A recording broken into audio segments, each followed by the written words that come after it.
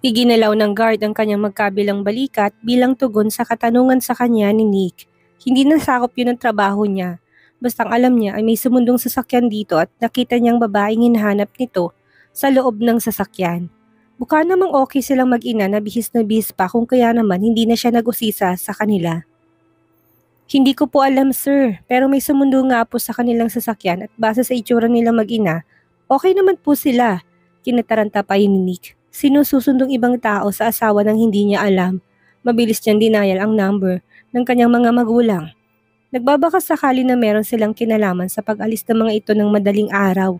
Baka sila naman ang may gawa noon at hindi lang nabanggit. Nanlumo pang lalo si Nick nang walang sumasagot ng tawag niya. Malamang tulog pa sila sa mansyon. Masyado pang maaga yon. Pwede ko bang mapanood ang CCTV footage kahit dito lang banda sa may guardhouse? Huwag kang mag-alala, mabuti akong tao. Isa akong abogado at medyo nag-alilangan pa siyang magsalita. Asawa ko rin si Criza Aguilon. Pakita niya ng ID sa guard na mukha namang walang pakialam. Ang sabi naman po ni Miss Aguilon kaninang sumungaw mula sa loob ng sasakyan ay magbabakasyon raw muna sila. Naalarma pa si Nick sa salitang bakasyon.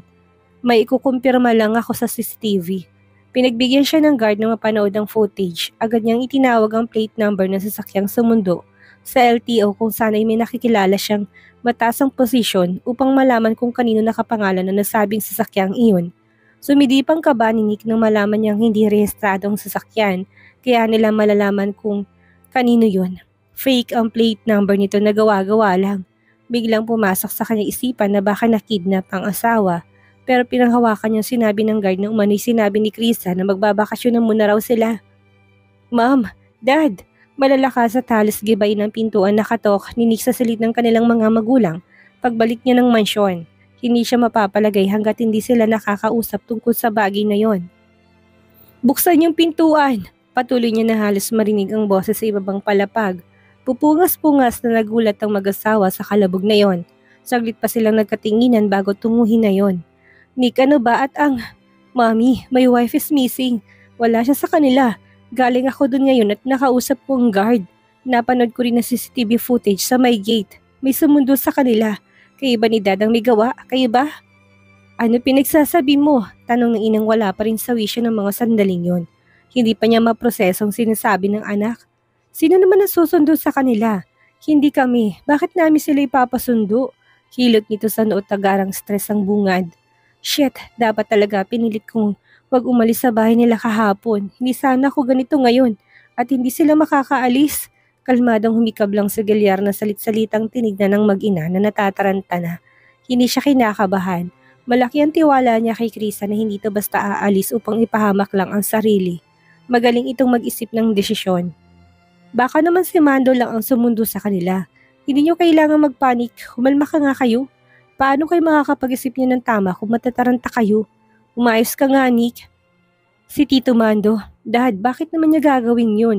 Imposible. Galit sa kanya si Krisa. Bakit naman sasama sila sa kanya? Tuluyan na nagising ang diwa ni Mr. Bentacourt na kinuwang salamin sa mata.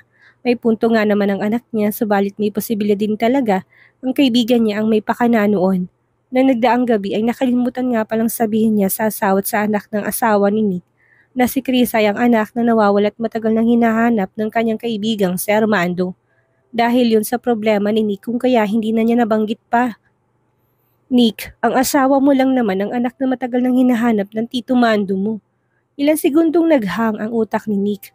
Ano raw? Si Chris ang anak ni Mr. Celis?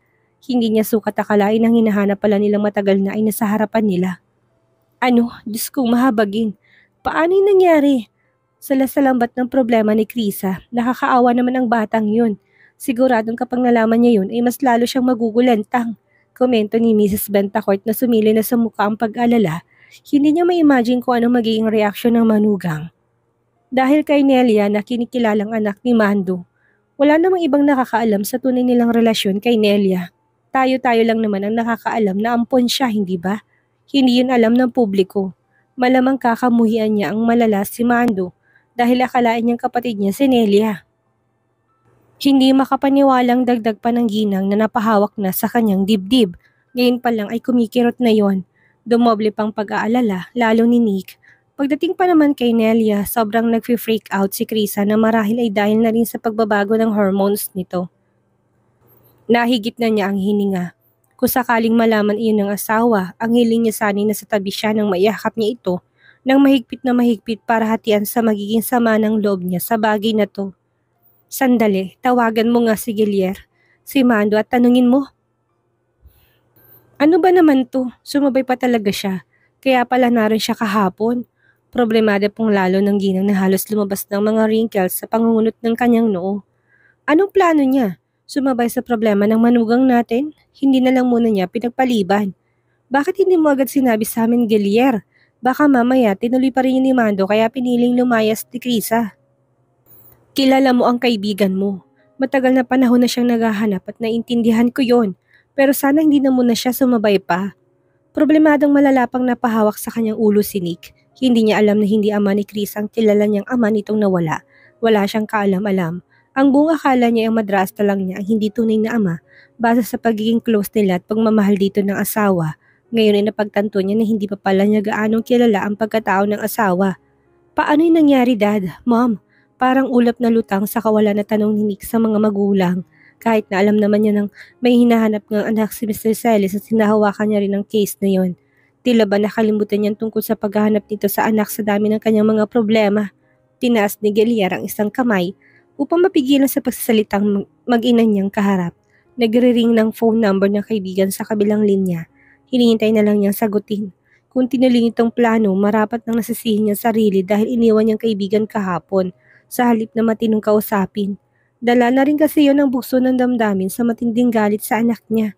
Hindi na niya naisip na may suliranin pa ang kaibigan na siyang magdadagdag pa ng gulo. Gilier, sagot ni Mando na halatang nasahigaan pa ang boses at naalimpungatan lang. Kakagising pa lang noon ni Mr. Celis. Paglabas niya ng bahay ni Krisa na nagdaang araw ay hindi siya kaagad umalis. Nagtambay siya doon dahil hindi niya rin alam kung saan pupunta. Ligaw na ligaw siya. Inabot siya doon hanggang hating gabi habang puno ng pagsisisi ang buong katawan na bakit itinuloy pa niya ang lahat. Sana nakinig siya sa sinabi ng kaibigan niyang si Gilier. Napalipasan na munang ilang araw. Baka sa mukha ng anak ang sobrang stress sa pagpanaw ng kinikilala nitong ama. Pakiramdam niya ay mas lalo niyang nagulo ang pag-iisip ng anak at pinagsisisihan niya yon dahil sigurado siyang nakadagdag pa siya sa suliraning dinadala ng kanyang anak. Sinabi mo pa rin ba sa anak mo kung sino ka kahapon? Tinuloy mo pa rin ba ang plano, Mando?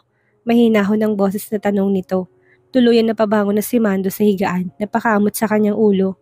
Tsak na magagalit ang kaibigan niya kapag nalaman. Bakit? May nangyari ba? Ano problema? Nahimigan na niya na may problema. Kilala niyang kaibigan, hindi to tatawag kung ayos lang ang lahat sa kanila. Sagutin mong tanong ko, Mando. Sigaw na nito kung kaya naman na ilayo na niya ang cellphone sa tenga. Sinabi mo pa rin ba? Hindi na nagustuhan ni Mr. Celis ang tapas ng dila ng kaibigan. Bakit parang minamanduhan siya nito at sinisigaw-sigawan lang? Bilang tunay na ama ng manugang nila, wala ba siyang karapatan na gawin ang mga gusto niya? Bakit kailangan niya pang kumonsulta sa kanila? Hindi naman silang magulang nitong nagpalaki. Malinaw na nais siyang kontrolin nito kahit na alam pa nitong tungkol doon, bagay ni hindi niya na gusto. Gilier, bilang tunay niyang ama, may karapatan naman siguro kung nagawin yun. Gusto ko lang naman na Drino naman, sinabi ko na sa'yo na huwag kang sumabay, hindi ba? Bulyaw na nito. Nagpanting na ang tenga ni Mr. Celis sa ginawang pagsigaw ni Gilier. Hindi niya na talaga gusto ang pagiging taas-taasan nito. Bakit ba? Bakit mo ba ako pinipigilan? Napaahaw na siya sa kama. Huwag mo akong pakialaman kung ano man ang problema niyo sa kanya. Wala akong pakialam. Bakit mo ako pinanghihimasukan? Anak ko siya. Gusto ko siyang makilala. Matagal ko nang hinangad na makilala siya. Tapos, pinagbabawalan mo ko?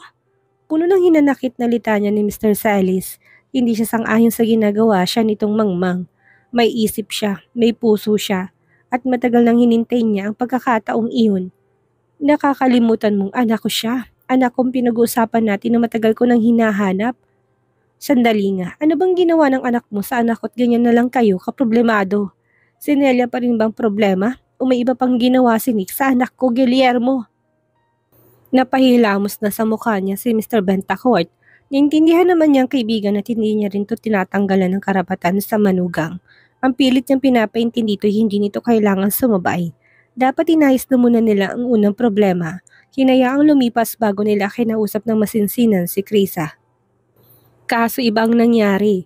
Sa bagay, hindi rin naman kasi alam ni Mr. Celis na buntis palang anak. Kung alam niya yon, siya na ang kusang matras at hindi na itinuloy pa ang plano. Mando, nawawala ngayon si Krisa. Ano? Pasigaw yun pero naging bulong. Parang hinigop ng mga salitang yun ang buong lakas ni Mando. Unti-unti na siyang napaupo sa gilid ng kama niya. Sabi na nga ba niya, may problema sila. Kilala niya mga Bentacord kapag merong suliranin. Paanong kung gayon ay wala kang kinalaman dito? Wala, Gilier, wala. Sinantabi ng dalawang pamilyang kanilang mga alitan. Agad na pumunta si Mando sa mansyon ng mga Bentacord upang personal na malaman kung anong mga nangyari. Sinabi nila ang natuklasan ni Nick na wala ang asawa ng umagang iyon sa bahay na pinatunayan pa na naka-duty na guard. Hindi kaya lumabas siya ng bansa? Nag-check na ako sa lahat ng airlines na lumabas ng bansa at itumando. Walang records na naging flight nila ni Mama. Malay natin, gumamit ng private planes para itago ang pag-alis nila. Lahat posible iho, lalo na kapag desperadang makalayo. Umiling si Nick, walang connection si Krisa kaya imposible yon. Hindi pa rin kalmada na sinimulan niyang tawagan ng mga taong maaring lapitan kung sakali man na ganun nga ang gagawin at plano ng asawa. Isa na sina Peter at Rodel. Pati si Blue na walang alam sa nangyayari tinawagan niya. Ngunit lahat sila'y walang alam, gayon din ang kaibigan nitong si Rita. Imposible, hindi niya yun gagawin. Baka narito lang siya sa bansa. Nagpapalamig dahil sobrang lungkot niya sa pagkawala ng ama niya. Tanging komento ni Rita sa sinabi niya na hindi rin naman nakatulong kay Nick. Hindi na pinalawig pang pag-usapan ng pamilya Bentacord at Celis ang tunay na dahilan. Ang pinalabas lang nila hindi ito mahanap at makontak.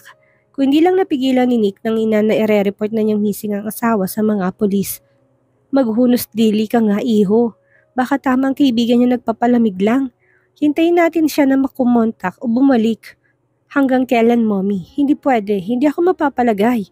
Hindi ako papayag. Buntis siya. Baka kung ano namang mangyari sa kanya sa dinadala. Kailangan natin siyang makita as soon as possible. Sandali, buntis ng anak ko? Nabuntis na ng anak mo gayong hindi pa naman sila kasal? Gulantang na tanong ni Mr. Celis na nanlalaki ang mga mata. Panibagong paliwanag na naman ang ginawa ng mga Bentacord sa kanya para maging kalmado to. Oo, kaya pinipigilan kita. Bakit hindi mo sinabi sa akin, Gelier? Kung nalaman ko yun agad, pinagnilayan ko mga naging desisyon ko. Hindi ko pinilit na. Tama ng sisihan o paninisi sa sarili, Mando. Saka na natin yan pag-usapan. Ang kailangan natin gawin ngayon ay pagtulungan hanapin si Krisa. Doon pa lang tayo makakahinga ng maluwag sa oras na makita natin sila ng kanyang ina. Doon pa lang. Tura ni Gelier na tinapik ng balikat ng kaibigan niya. Tito Mando, kasal na rin po kami ni Krisa kaya legal pong asawa ko na siya. Pahabol ni Nick para isang bagsakan na. Kasal na kami at ang nakakatakdang magiging kasal namin ay for formalities na lang sana. Kagaya ng inaasahan, nagulat na naman doon si Mando na hindi pa nakapagsalita dahil pinigilan ni Gelier. Hindi ba't ito naman talaga ang gusto natin noon, Mando? Ang maging magbalae. Sa kabila ng unos na pinagdaanan ay nagawa pang magbiro ni Mr. Bentacord. Heto na, magbalain na nga tayo kaya lang puro problema naman ang hinaharap nating dalawa ngayon.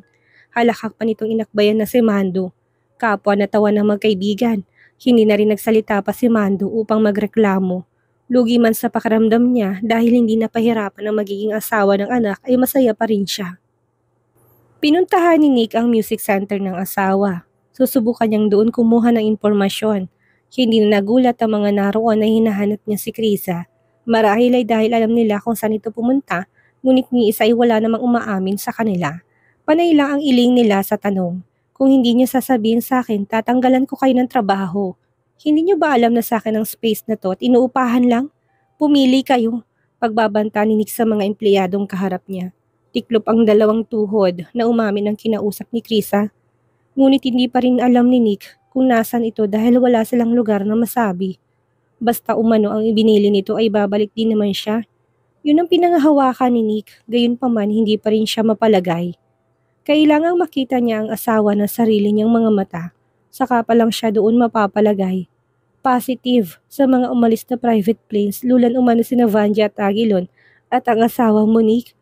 Balita ni Mr. Bentacord sa anak sa ikalawang araw ng kanilang paghahanap. Sila ni Mr. Celis ang lumakad noon sa airport habang si Nick naman ay naging abala sa paghahanap sa ibang lugar at mga kakilala. Kailangan lang i-verify kung totoong nakapasok na sila ng bansang iyon. Ako na lang ang gagawa, Dad. Ako na lang ang pupunta sa Australia. Hindi na, nakaalis ng Tito Mando mo. Siya nang bahala sa bagay na yon. Pero Daddy, huwag na matigas ang ulo, Nick. Kung tutuusin, ikaw lang dapat ang namumroblema ngayon. Kayong dalawa ni Mando, pero dahil may kasalanan din ako at feeling ko, karami ako sa pinagdadaanan ng manugang ko.